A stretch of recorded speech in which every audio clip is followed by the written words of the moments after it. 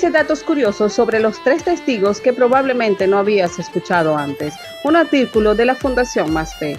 Sabes que vieron un ángel, sabes que vieron las antiguas planchas del Libro de Mormón, y es probable que sepas que mantuvieron ese testimonio durante toda su vida. Pero probablemente nunca has oído hablar de los siguientes 15 datos curiosos sobre cada uno de los 3 testigos especiales del Libro de Mormón. Oliver era primo segundo de José Smith. A pesar del parentesco, Oliver y José no se conocieron hasta abril de 1829. Oliver trabajó como escriba de José desde abril hasta junio, cuando se completó la traducción del Libro de Mormón. Después de que Oliver se separó de la iglesia, se convirtió en un abogado muy respetado. Mientras Oliver ejercía la abogacía, tuvo un aprendiz llamado William Lamb. Lamb luego se convirtió en fiscal, juez, alcalde de Tiffin, Ohio, y senador estatal de Ohio. Acerca de Oliver, él escribió: el señor Cowdery fue un abogado capaz y un gran defensor. Sus modales eran como los de un caballero y era fácil de tratar. Era educado, digno, pero cortés. Tenía un rostro amplio, frente alta, ojos de color marrón oscuro, nariz romana, labios tensos y una mandíbula inferior prominente. Tenía el rostro afeitado, era pulcro y ordenado en su persona, era de estatura ligera, de 1,67 m de alto y caminaba de manera relajada. A pesar de toda su bondadosa y asequible disposición, había cierto grado de tristeza que parecía invadir todo su ser.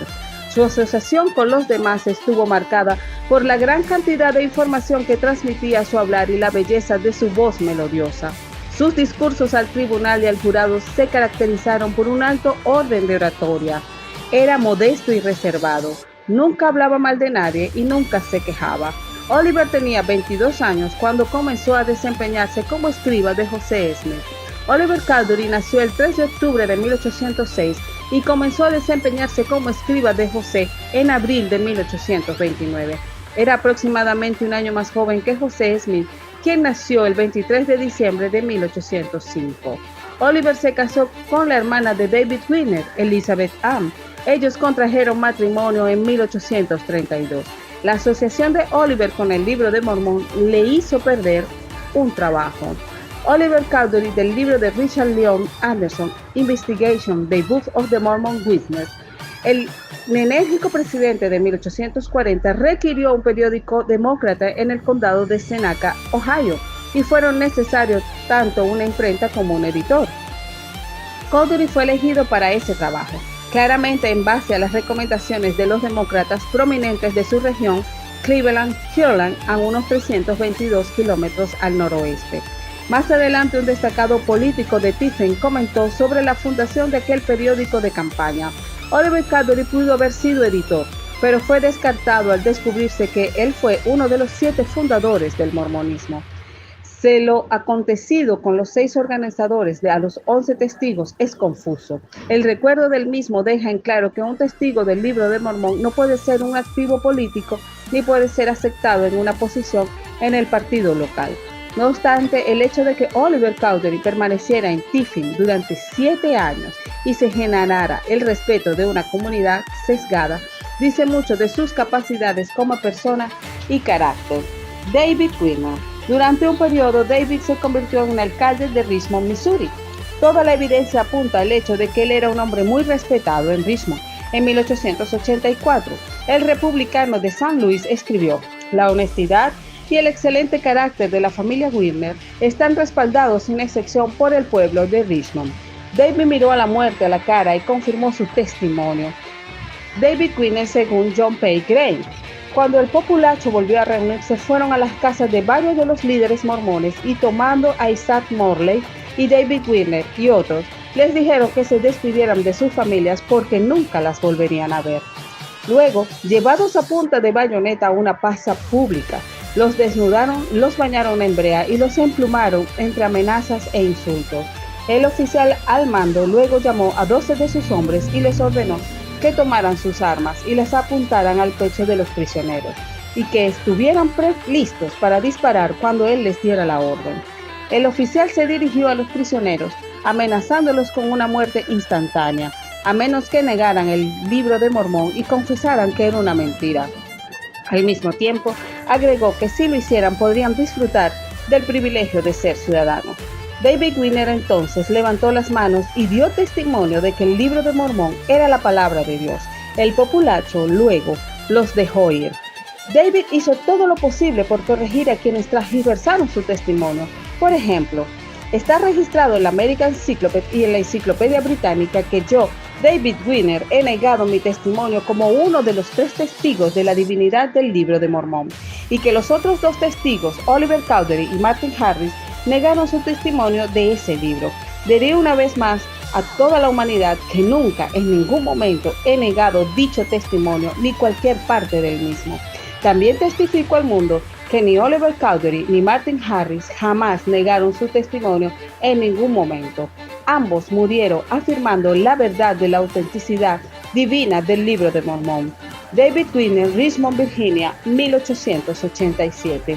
Y otro más, habiendo sido representado por un tal John Murphy y de Polo, Missouri, de que yo en una conversación con él el verano pasado negué mi testimonio como uno de los 3 testigos del Libro de Mormón, por lo tanto con el fin de que él pueda entenderme ahora, si es que no lo hizo entonces, y que el mundo pueda conocer la verdad desde ahora, de una vez por todas, en el mismísimo ocaso de la vida y en el temor de Dios, por así decirlo, hacer esta declaración pública, que nunca, en ningún momento, he negado ese testimonio o cualquier parte del mismo, el cual durante tanto tiempo se ha publicado en ese libro como uno de los 3 testigos. Aquellos que me conocen bien saben mejor que nadie que me he adherido a ese testimonio, y que para que ningún hombre pueda ser engañado o dudar de mis puntos de vista actuales con respecto al mismo, ahora afirmo nuevamente la verdad de todas mis declaraciones tal como fueron hechas y públicas entonces. El que tiene oídos para oír, que oiga. No fue una ilusión lo que está escrito. Escrito fue, y el que lee que pueda entender. David Winner, A Proclamation, 19 de marzo de 1881. David conoció a José Smith gracias a Oliver Cowdery. David Winner y Oliver eran amigos. David fue expulsado de Fort West debido a la persecución danita. Los danitas eran un grupo vigilantes de santos de los últimos días que perseguían a los que abandonaban la fe. David se apartó de la iglesia en 1838 debido a sus desacuerdos con José Smith, pero aún así continuó viviendo con los santos en Fort West, Missouri.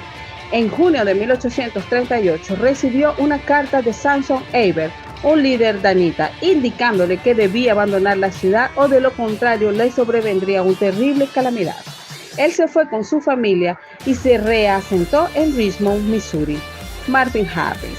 En 1841 los periódicos informaron que Martin Harris había sido asesinado en Illinois por hablar en contra de la iglesia. No, Martin no falleció hasta 1875, según el investigador Richard Anderson. Esto fue pronto corregido por el Pennsylvania Telegraph, que informó desde la residencia de Harris en Ohio que todavía estaba con vida para leer lo que se diría de él después de su muerte.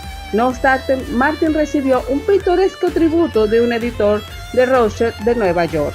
Siempre hemos considerado al señor Harris como un hombre honesto. Lo conocimos por primera vez en Palmira en la primavera de 1828, poco después de que se encontraran las planchas de las que se dice que se tradujo el Libro de Mormón. Aunque analfabeto y en realidad de una mentalidad supersticiosa, mantuvo durante mucho tiempo un carácter irreprochable de rectitud.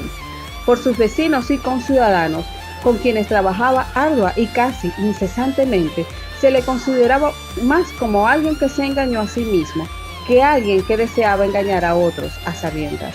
Aún así, fue sometido a muchas burlas y reprensiones, todas las cuales soportó con mansedumbre. Rochester Daily Democrat, el 23 de junio de 1841. Después de que Martin fue excomulgado, se relacionó con diferentes grupos de los santos de los últimos días. A pesar de su distanciamiento con José Smith, el celo de Martin por el Libro de Mormón perduró intensamente por el resto de su vida. No importaba con qué grupo disidente se asociaba en un momento dado, él siempre reiteraba su testimonio del registro del Libro de Mormón y el ángel que se le presentó. Los grupos disidentes de santos de los últimos días con los que se le asoció, aunque fue breve, fueron los estranguitas, Jamie de Strand, los grimeritas de David Whitner y los gualamitas de William Smith, y los glandenitas de Glendon Bishop. Con el tiempo se volvió a unir a los brighamitas en Utah y se volvió a bautizar en 1870.